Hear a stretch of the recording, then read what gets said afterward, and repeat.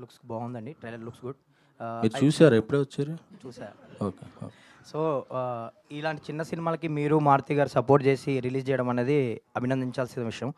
And చాలామంది కొన్ని రోజులుగా ప్రభాస్ ఫ్యాన్స్ రాజాసాబ్ అప్డేట్ గురించి ఈగర్లీ అందుకే వెయిట్ వచ్చారు కదా చేస్తున్నారు. మీరు? సో, అంటే ఏంటి, కొంతమందేమో హీరో అప్రూవల్ లేదు, ఇంకా అప్రూవల్ కావాలంటున్నారు. దేనికి కొంతమందేమో సినిమాకా? టీజర్ అండి.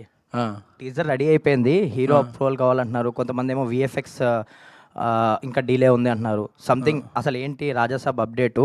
టీజర్ ఎప్పుడు ఎక్స్పెక్ట్ చేయొచ్చు? స్టేటస్ ఏంటి?